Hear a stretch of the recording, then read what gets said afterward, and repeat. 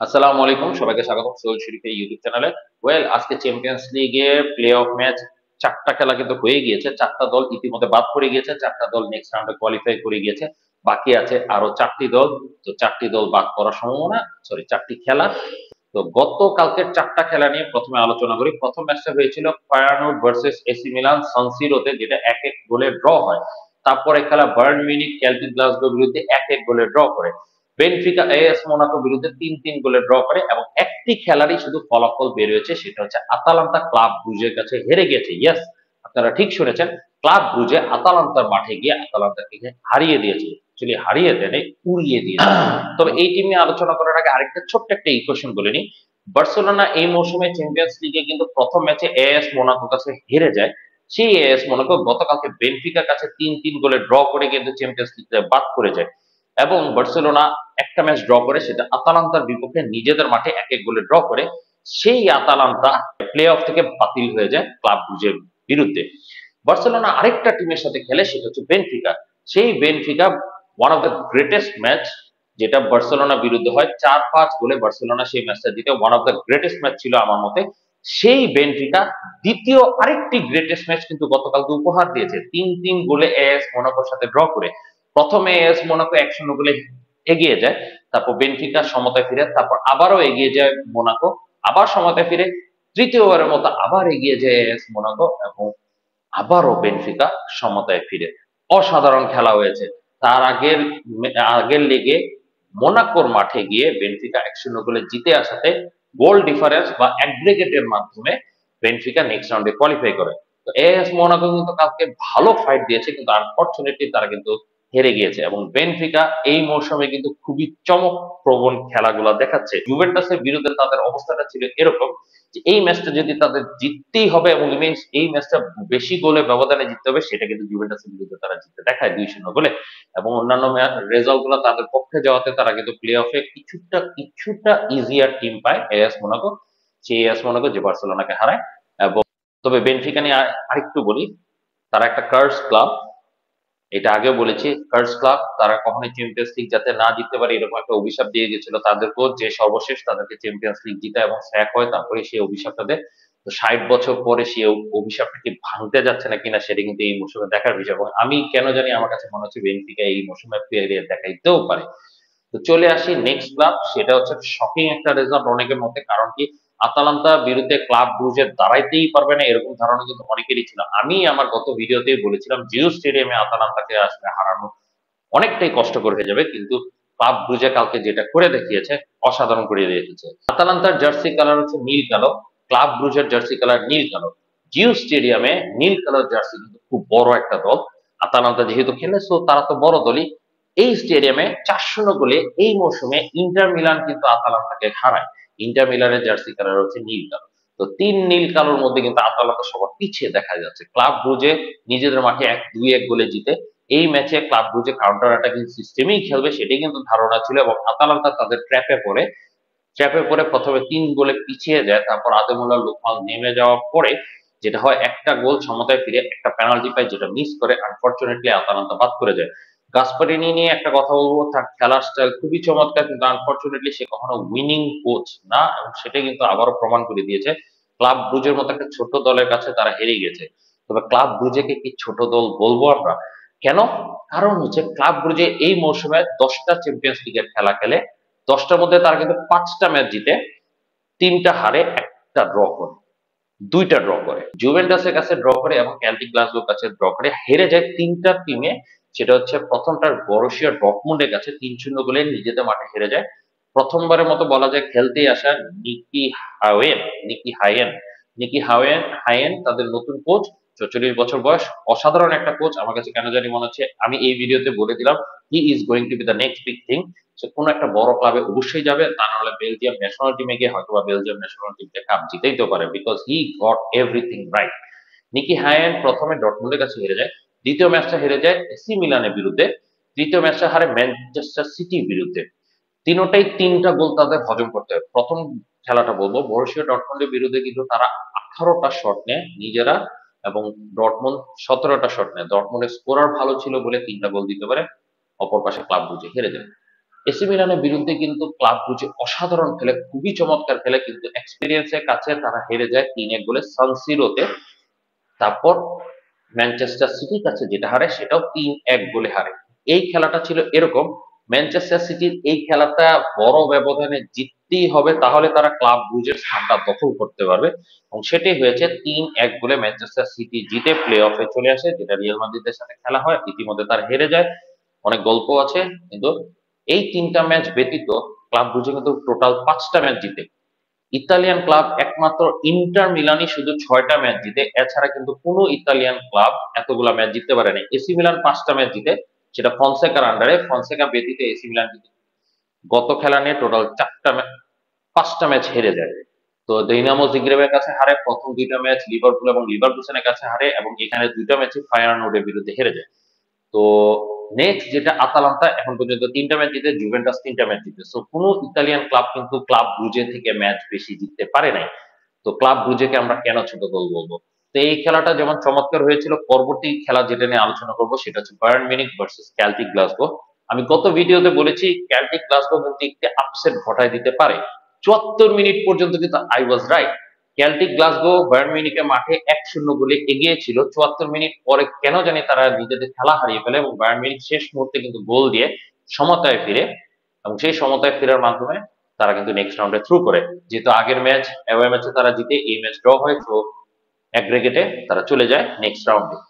চলে আসি প্রথম খেলা গতকালকে। প্রথম খেলাটা হচ্ছে AC Milan versus Feyenoord Rotterdam. Well, Feyenoord Rotterdam এবং এসি মিলান শেষবার যখন চ্যাম্পিয়ন্স লিগ খেলে সেটা 90s-এ, সেবারে কিন্তু ফায়ারনোর্ড এসি মিলানকে 2 লেগে মিলে হারায়। প্রথম ম্যাচে তাদের নিজেদের মাঠে জিতে, দ্বিতীয় ম্যাচে তারা ড্র করে। এইবারও ঠিক একই ঘটনা ঘটে, ওই যে হিস্ট্রি রিপিট ইটসেলফ। গতবারে যেমন ফায়ারনোর্ড প্রথম লেগে জিতে, দ্বিতীয় লেগে এসি মিলানের একজন রেড কার্ড খায়, এবং তার বিনিময়ে রোটারডাম সমতায় ফিরে। সেম ঘটনা এবারও ঘটে। প্রথম লেগে রোটারডাম মানে ফায়ারনোর্ড 10 মিনিটের মাথায় একটা গোল দিয়ে এগিয়ে যায়, এবং পুরোটা খেলা ওরকম ডিফেন্স করে যায়, এবং তারা 1-0 গোলে জিতে আসে। রিটার্ন লিগে এসি মিলান প্রথম হাফে অসাধারণ খেলে, 40 সেকেন্ডে প্রথম গোলটা দেয় মালিক চিয়াওয়ের অ্যাসিস্টে জিমিনেস। ফায়ারনোর্ড থেকে কেনা জিমিনেস প্রথম গোলটি দেয় এসি মিলানের পক্ষ হয়ে। তারপর থেকে এসি মিলান খুবই ডমিনেটিং খেলতে থাকে। ফার্স্ট হাফে মোটামুটি 6 থেকে 7টা clear chance AC Milan miss করে, এবং চান্স মিস করার পরে সেকেন্ড হাফে যাওয়ার ঠিক আগ মুহূর্তে ফ্রাস্ট্রেশনে থিও হার্নান্দেজ একটা ভুল করে, সেই ভুলের মাসুল হিসেবে সে প্রথম গোলটা খায়।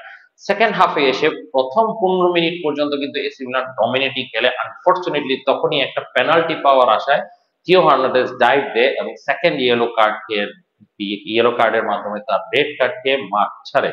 10 জনের এসি মিলানের বিরুদ্ধে সবচেয়ে ইয়াংগেস্ট স্কোয়াড এইবারে চ্যাম্পিয়ন্স লিগে ফায়ারনোর্ড 11 জন নিয়ে খেলে, এবং তারা যেটা করে একটা ড্রয়ের আশা করে অল আউট অ্যাটাকে চলে যায়। তারা যে জিনিসটা আইডিয়া প্রথম থেকেই করতে পারে, এসি মিলানের লেফট ব্যাক যেহেতু নাই, সো লেফট সাইড থেকে অ্যাটাকটা বাড়ানো শুরু করে।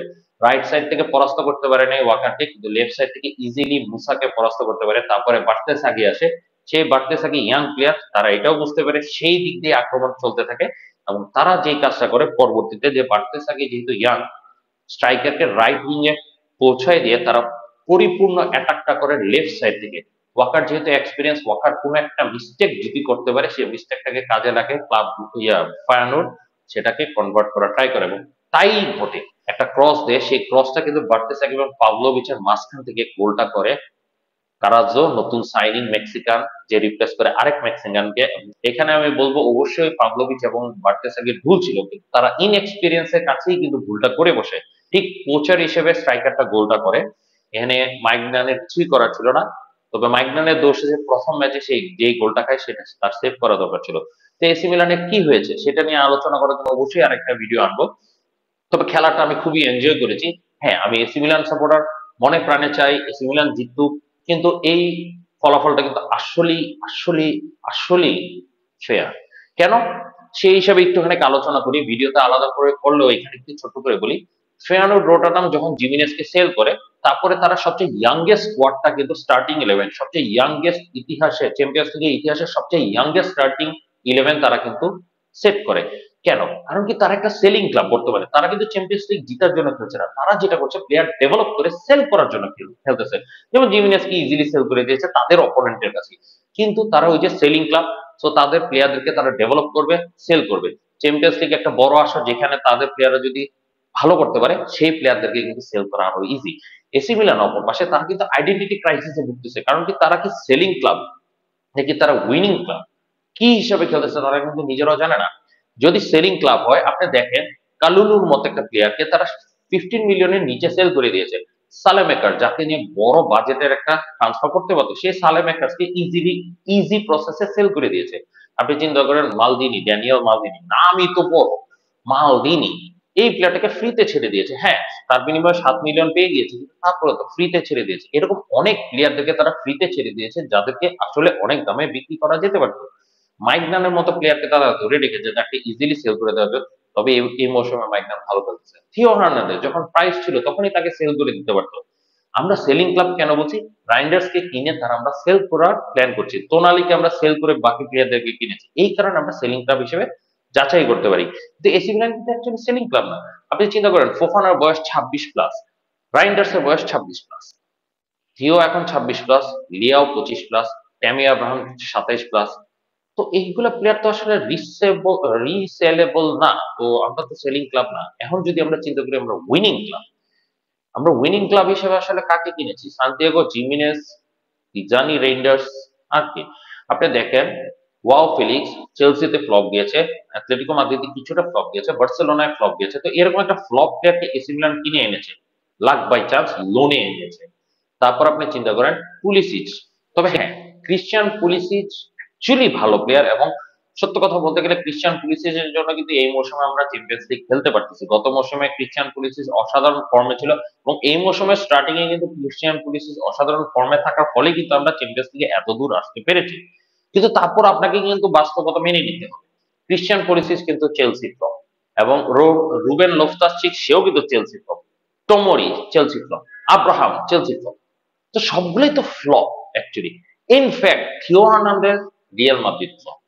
তো আপনি যদি দেখেন আমরা সকল ফ্লপ প্লেয়ারদেরকে মিলানে নিয়ে আসছি, বিকজ সায়েন্স হিসাব করলে বিলি বিনের একটা সিনেমা মানিবল, ওই মানিবল সিনেমা যাচাই করে যে চিন্তা করছে যে এই খেলোয়াড়গুলা পরবর্তীতে ভালো করতে পারে, সেই আশার উপরে ধারণা করে সেই প্লেয়ারদেরকে কিনে নিয়ে এসে আমরা একটা উইনেবল টিম বানানোর চেষ্টা করি। এখানে Sergio Conceicao kind of inexperience coach. কেন? সে পর্তুগালের লিগে সে ভালো খেলেছে। ফনসেকা সে কিন্তু ইউক্রেনের লিগে ছিল, ফ্রেঞ্চ লিগে ছিল, এবং পর্তুগিজ লিগে ছিল। সেই তিনটা লিগে কিন্তু সে ভালো করেছে। ফনসেকা কিছু করতে পারেনি। ফনসেকাও এসে প্রথমে টাইটেল জিতেছে, আমরা সেই হিসেবে কিন্তু ফনসেকা কিন্তু 5টা ম্যাচ জিতিয়ে দেখিয়েছে। প্রথম 2টা ম্যাচ হেরে গেল, লিভারকুসেনের বিরুদ্ধে অসাধারণ খেলে হেরে গিয়েছিল, এবং তারপর থেকে কিন্তু টানা 5টা ম্যাচ জিতে এসেছে। আনফরচুনেটলি রোমার বিরুদ্ধে কি কারণে তাকে স্যাক করা হয়েছে সেটা এখনো আমার প্রশ্ন। কিন্তু সে যে ভুলটা করেছিল যে থিও হার্নান্দেজ এবং রাফায়েল লিয়াওকে বেঞ্চ করেছিল, এবং সেই থিও হার্নান্দেজ যে কিন্তু ফনসেকাওকে মেরে দিয়েছে। কিভাবে? রেড কার্ডটা খাওয়া তার উচিত হয়নি। সে একজন এক্সপিরিয়েন্স একজন খেলোয়াড়, এত বছর ধরে এসি মিলানে খেলে, সে আর্ম ব্যান্ড করেছে কয়েকবার। সেই জায়গায় এই খেলোয়াড়টা এরকম একটা সিলি রেড কার্ড খাওয়ার তো উচিত হয়নি। এত বছর পরে এসে একটা লেফট ব্যাক হিসেবে সে এগিয়ে এসে এত সুন্দর একটা ডাইভ, যে ডাইভ দূর থেকে যে কোনো কেউ দেখলে বুঝতে পারবে যে প্লেয়ারের সাথে তার কন্টাক্ট হয়নি, এরকম একটা ডাইভ দিয়ে সে সুন্দর মতো পেনাল্টি অর্জন করতে চেয়েছে। হ্যাঁ, আনফরচুনেটলি সে আবেদন করেনি, কিন্তু তারপরও ডাইভ ইজ এ ডাইভ। তো রুলস যেহেতু আছে ডাইভে একটা ইয়েলো কার্ড দিতে হবে, সো ইয়েলো কার্ড খেয়েছে এবং রেড কার্ড খেয়ে উঠে গিয়েছে, এসি মিলানকে কস্ট করেছে চ্যাম্পিয়ন্স লিগ স্পট। তো আমরা উইনিং টিম না। এখন যদি আমরা আসি বিজনেস টিম, সেই টিমও কিন্তু আমরা না। কারণ কি আমরা এমারসন রয়্যালের মতো একটা প্লেয়ারকে নিয়ে এসেছি, যে এমারসন রয়্যালকে আমি জানি না কোনো ক্লাব আদৌ কিনতে চাবে নাকি না, except for Turkish league or Saudi. তো এই 2টা লিগ ছাড়া আমার মনে হয় না এমারসন রয়্যালকে কেউ নিতে চাবে। AC Milan is kind of like business club, আমরা যদি এটা ধরি। হ্যাঁ, এই একটা পজিশন আমরা বলতে পারবো yes AC Milan is a business club. কারণ কি আপনি দেখেন খেলোয়াড় কি সেটা তারা যাচাই করতেছে না, খেলোয়াড় কি সুদর্শন নাকি না সেটা কিন্তু যাচাই করতেছে, তাদের বডি ফিটনেস আছে নাকি না সেটা কিন্তু যাচাই করতেছে। কেন? কারণ কি জার্সি সেল করতে হবে। আপনি দেখেন এসি মিলান 4th জার্সি এনেছে, এসি মিলান প্রতি সিজনেই জানুয়ারি মাস শেষ হওয়ার আগেই ফোর্থ জার্সি আনভেইল করতেছে, এবং তাদের জার্সি গুলো আসলে অসাধারণ হচ্ছে। তাদের স্পন্সরশিপ গুলো দেখেন, এক নাগারে তারা স্পন্সরশিপ নিয়েই যেতেছে, because they are the business brand. এবং এসি মিলান কমপ্লিটলি হয়ে গেছে একটা মার্কেটিং টিম, এবং এমন একটা মার্কেটিং টিম যারা উইন হোক ইয়া লুজ হোক ডাজেন্ট ম্যাটার, মানি ম্যাটার্স। এবং সেটাই কিন্তু ঘটনাটা। আমি জানি না, অনেকে হয়তো বা অসন্তুষ্ট হতে পারে, কিন্তু এসি মিলানে এই মানি ম্যাটার্স এর মাধ্যমে কিন্তু কোনো উন্নতি হচ্ছে না। লিগ সিস্টেমে আমরা অনেকেই বলতে পারি ইন্টার মিলান খুবই বাজে কন্ডিশনে আছে, এখন কিন্তু ইন্টার মিলান 150 মিলিয়ন স্পেন্ড করতে পারবে। They got the guts. এবং ইন্টার মিলান ট্রান্সফার মার্কেটে, এই যে গেল ট্রান্সফার মার্কেটে, জানুয়ারি ট্রান্সফার মার্কেটে অ্যাকচুয়ালি নতুন সাইনিং এর পিছিয়ে কোনো কিছু কিন্তু তারা স্পেন্ড করে নাই। জিরো স্পেন্ডিং নিয়ে কিন্তু ইন্টার মিলান এখন সেকেন্ড পজিশনে আছে। নট অনলি লিগে তারা ভালো করছে, চ্যাম্পিয়ন্স লিগেও কিন্তু তারা রাউন্ড অফ 16 কোয়ালিফাই করে ফেলেছে। অপর পাশে যদি আমরা জুভেন্টাসকে দেখি, জুভেন্টাসের নিজস্ব স্টেডিয়াম আছে, এসি মিলানের নিজস্ব স্টেডিয়ামও নাই, সেটা বানাইতে পারতেছে না। শুধু জার্সি সেল এবং স্পন্সরশিপ ডিলের উপরে ডিপেন্ড করে কিন্তু এসি মিলান চলছে। শুধু তাই না, আরেকটা জিনিস এসি মিলান ডেভেলপ করছে, সেটা হচ্ছে TikTok. I don't know, I really don't know. এইগুলা সোশ্যাল মিডিয়াতে উন্নতি করছে, উন্নতি করে কি আসলে একটা ফুটবল ক্লাব রান করা যাবে না কিনা সেটা আমার জানা নেই। এবং এসি মিলানের সবচেয়ে বড় সমস্যাটা হয়ে গিয়েছে এখানেই, যে তারা এই ক্লাবটাকে, মানে মালিকরা এই ক্লাবটাকে অ্যাজ এ ব্র্যান্ড হিসেবে তারা নিজেদের ফাইন্যান্স বাড়ানোর চেষ্টা করতেছে, এবং এখানেই সেটা ভুল হিসেবে আসছে।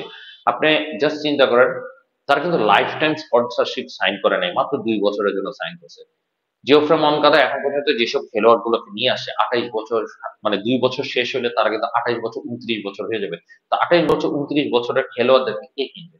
আর এখানে যারা, যাদের যাদের তারা সাইন করেছে, আপনি চিন্তা করেন আলভারো মোরাতা, স্পেনে একটা বড় বড় মাপের একজন পাবলিক, তার জন্য কিন্তু জার্সি সেল বেড়ে গিয়েছে। ক্রিশ্চিয়ান পুলিস আমেরিকান মার্কেট ধরেছে, সান্তিয়াগো জিমিনেস মেক্সিকান মার্কেট ধরেছে।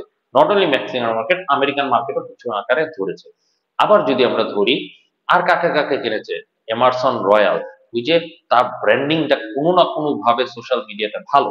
কারণ কি, সে যেই যে ক্লাবে গিয়েছে সেই সেই ক্লাবে কিন্তু সে ব্র্যান্ডিং এর মাধ্যমে গিয়েছে। আমি জানি না তার কি অন্য কোনো ওয়ে আছে, সে, আমি আমার কাছে দেখা তার কোনো আসলে ভালো খেলা দেখছি না। তারপর আমরা যদি ধরি থিও হার্নান্দেজের সেই লাল চুল, নীল চুল, পিঙ্ক চুল, মানে সে কমপ্লিটলি স্কুইড গেমের মধ্যে চলে গিয়েছে। তো আপনি দেখেন, মালদিনি চলে যাওয়ার পরে ড্রেসিং রুম কিছুটা আওলা ঝাওলা হয়ে গেছে। স্টিফানো পিওলি যে আমাদেরকে টাইটেল এনে দিয়েছে, তার কথা কিন্তু, মানে কোচের কথা কিন্তু প্লেয়াররা শোনা বন্ধ করে দিয়েছিল। ফনসেকা এসেছে, আবারও কোচের কথা শোনা বন্ধ করে দিয়েছিল, স্যাক হয়ে গেছে। ফনসেকাও এসেছে, সেম ঘটনা। তো আমার কাছে মনে হচ্ছে এসি মিলানকে জাস্ট ব্র্যান্ডিং হিসাবে ইউজ করতেছে, যে তারা এসি মিলানকে অ্যাকচুয়ালি স্টেপিং স্টোন হিসেবে ইউজ করছে। এবং এই কারণে হয়তোবা এসি মিলান এখন অষ্টম পজিশনে আছে, কারণ কি তাদের কোনো ক্লিয়ার এইম নাই, তাদের স্টেডিয়াম বানানোরও এইম নাই, তাদের আসলে কোনো কিছুরই এইম নাই, তারা just go with the flow. তো অনেকক্ষণ ধরে বকবক করলাম, আমার এসি মিলান নিয়ে আসল কথা অনেক কষ্ট লাগলো, সেই কষ্টের কারণে এই ভিডিওটা বানালাম। তবে হ্যাঁ, চ্যাম্পিয়ন্স লিগ নিয়ে আমি আশা রাখি আরো ভালো ভালো ভিডিও বানানোর চেষ্টা করব। তো এখানেই আপাতত রাখি। কষ্ট করে আমার ভিডিওটা দেখার জন্য আপনাদের সবাইকে ধন্যবাদ জানাই। আসসালামু আলাইকুম।